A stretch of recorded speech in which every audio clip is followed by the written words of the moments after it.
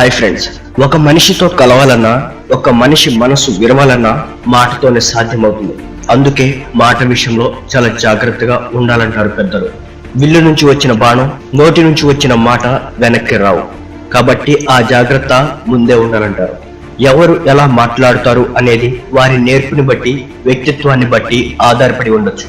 కానీ సంభాషణలో కొన్ని రకాల మాటలు లేకపోవడమే సంస్కారం అనిపించుకుంటుంది. కొంతమందికి కోపం వస్తే దాన్ని నేరుగా వ్యక్తపరిచి విషయాన్ని తేల్చుకోరు. పరోక్షంగా సూటిపోటి మాటలు అంటూ ఉంటారు. పిల్లి మీద కుక్క మీద పెట్టి తెప్పి పొడుస్తూ ఉంటారు.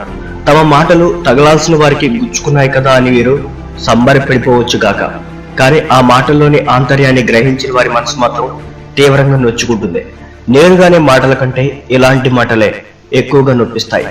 ఆ మాటలు అన్న మనిషి పట్ల మనసులో ఓ చెడు అభిప్రాయాన్ని కలుగజేస్తాయి. అదేమిటో గానీ కొంతమంది పరిచయమైన కొద్దిసేపట్లోనే మీ జీతం ఎంత, మీ కులం ఏమిటి లాంటి వ్యక్తిగత వివరాలను అడిగేస్తూ ఉంటారు. మరి కొంతమంది అయితే హద్దులు దాటుకొని ఇంట్లోని వివరాలను సైతం రాబట్టేందుకు ప్రయత్నిస్తారు. అవతలి వారితో మనకు ఎంతవరకు చనువు ఉంది, వారి వ్యక్తిగత విషయాల్లో మనం జోక్యం ఎంతవరకు ఉండాలి అన్న ఆలోచన లేకపోతే ఎంతటి పెద్దవారైనా ప్రతికూల అభిప్రాయమే ఏర్పడుతుంది.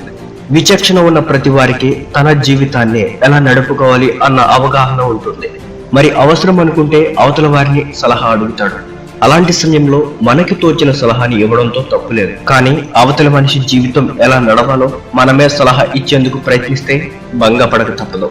మీ నాన్నగారిని మీతో ఉంచుకోకుండా పంపేయొచ్చుగా, మీ కొడుకు ఇంజనీరింగ్ కాకుండా డాక్టర్ చదివించవచ్చుగా, మీరు ఉద్యోగం మానేసి వ్యాపారం పెట్టుకోవచ్చుగా అంటూ ఇచ్చే ఉచిత సలహాల దగ్గర నుంచి పంటి నొప్పికి ఏం వాడాలి, పొట్ట తగ్గడానికి ఏం చేయాలి వరకు ఇచ్చే సలహాలు 1,00,000 ఉంటాయి. ఈ సలహాలన్నీ కూడా స్నేహ బంధాన్ని ఉక్కిరి బిక్కిరి చేస్తాయి. సలహా అనేది ఒక ఆయుధం. అది అవసరం అనుకున్నప్పుడే ప్రయోగించాలి, లేకపోతే దానివల్ల వినాశనం తప్పదు. ప్రతి ఒక్కరి జీవితము విలువైనదే, అందులో అనుమానమేమీ లేదు. కొందరు కాస్త ఎక్కువ శ్రమపడి పైకి రావచ్చు, ఇంకొందరు అడ్డు అదుపు లేకుండా డబ్బు సంపాదిస్తూ ఉండొచ్చు. ఇలాంటి వారందరికీ తమ జీవితాన్ని చూసుకున్నప్పుడు చాలా గర్వంగా ఉండడం సహజం. మిగతా వారిని చూస్తే చులకన కూడా సహజమే. కానీ నిరంతరం తమ ఆత్మకథ గురించి కథలుగా డప్పు కొట్టుకుంటూ ఉంటే వినేవారి చెవులు చిల్లుపడక తప్పదు. మొహమాటం కోసం మొహం మీద చిరునవ్వు పులుముకున్నా ఇదెక్కడి కర్మరా బాబు అని తిట్టుకోక తప్పదు.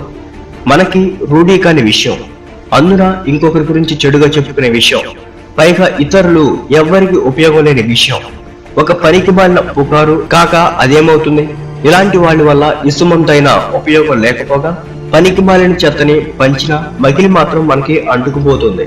పైగా ఇలాంటి పుకార్ల వల్ల ఒక్కొక్కసారి సదరు మనిషి జీవితమే చిక్కుల్లో పడిపోతుంది. మనము వివాదాల్లోకి ఇరుక్కుపోయే పరిస్థితి ఏర్పడుతుంది. ఇవే కాదు, గొప్ప కోసం అబద్ధాలు చెప్పడం, ఇతరులతో పోల్చి చూసుకోవడం, వెగిలి పదాలు ప్రయోగించడం, తాత్కాలికంగా పైచేయి సాధించేందుకు అవతలి మనిషిని ఎగతాళి చేయడం వంటి లక్షణాలని మన సంభాషణ నుంచి దూరంగా ఉండడం మంచిదే. ఎందుకంటే అరగంటలో ముగిసిపోయే సంభాషణ కంటే కలకాలం నిలిచిపోయే బంధమే ముఖ్యం కదా.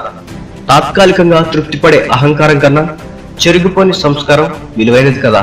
సో ఇదన్నమాట ఫ్రెండ్స్, ఈ వీడియో నచ్చితే లైక్ చేయండి, అదేవిధంగా షేర్ చేయండి. ఇటువంటి మరిన్ని ఇంట్రెస్టింగ్ వీడియోస్ కోసం నా ఛానల్ ని సబ్స్క్రైబ్ చేసుకోండి. అదేవిధంగా పక్కనే ఉన్న బెల్ ఐకాన్ ని యాక్టివేట్ చేసుకోండి. Thanks for watching. భారత్ మాతాకు జై. జై హింద్.